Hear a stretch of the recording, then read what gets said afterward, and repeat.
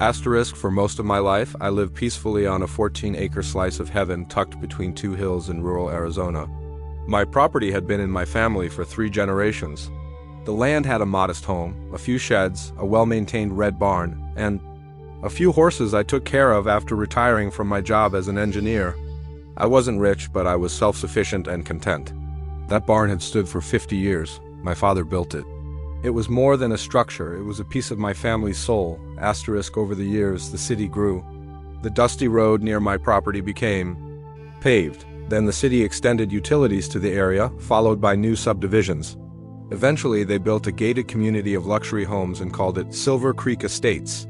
I was now the last holdout, an old farmer surrounded by manicured lawns, fancy cars, and HOA board members with more ego than sense. Asterisk, at first, the HOA left me alone. I wasn't part of their community, and my property wasn't under their jurisdiction. But that didn't stop them from complaining.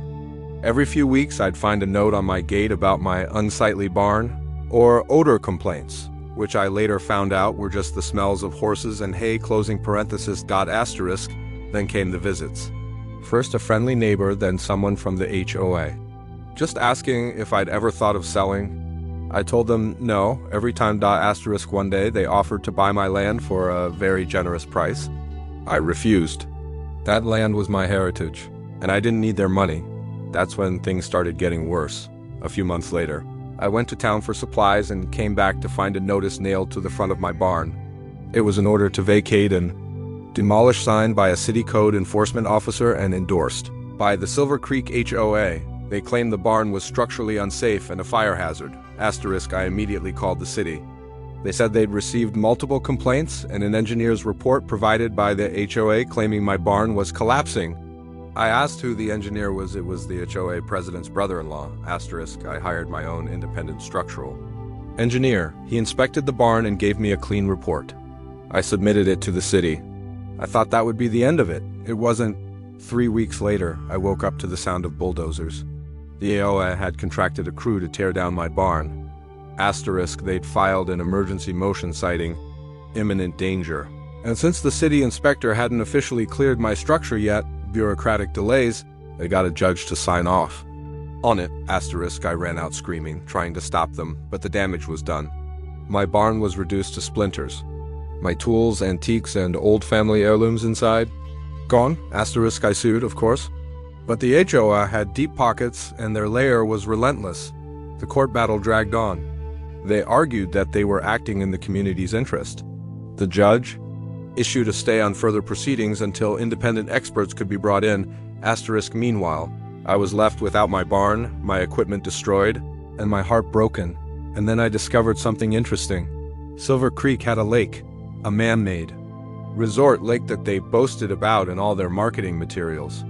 It was about 8 acres wide, filled with treated groundwater, and fed by a pump station system powered by the HOA's private utility company. Asterisk. But here's the catch. Part of the piping system that led to their lake crossed my land. Asterisk. That's where my background as a civil engineer came in handy. I dug into my property deeds, county water rights, and easement agreements. Guess what?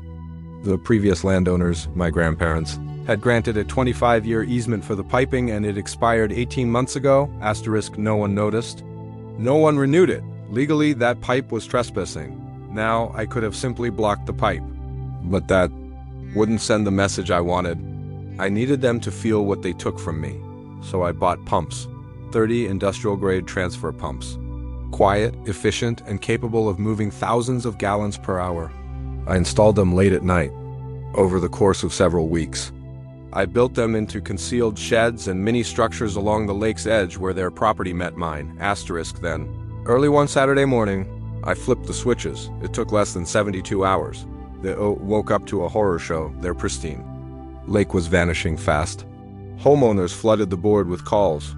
They'd blamed leaks, sabotage, anything. I just watched from my porch with a cup of coffee and a smile. Asterisk, by the 3rd day, the entire lake was a muddy crater. Fish dead, docks sunken into sludge, fountains silent. The resort area looked like a battlefield. Then came the investigation. The HOA called in engineers, and one of them traced the outflow to my land.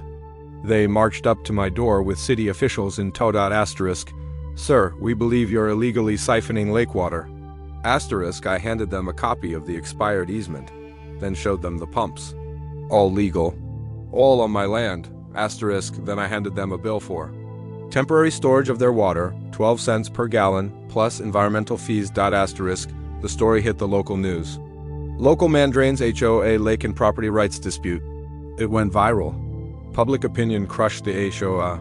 Their lawyers tried to force an injunction. But my legal team, now working pro bono thanks to a civil liberties group who caught wind of the case, was airtight. Asterisk, eventually, the HOA settled. Asterisk, they paid me for the destruction of the barn, rebuilt it at their expense, and signed a 50-year easement contract with fair compensation.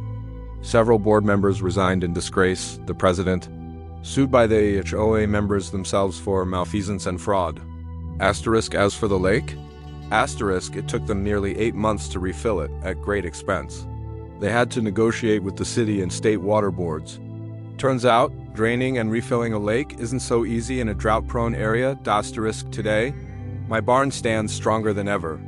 My land is respected, my rights reaffirmed in the HOA. They avoid me like the plague. My pumps, still there, still connected. Not running, of course, but they could. And they know it. Asterisk, don't mess with someone who knows both the law and how to use a backhoe. Asterisk, especially when that someone is just trying to be left in peace. Asterisk,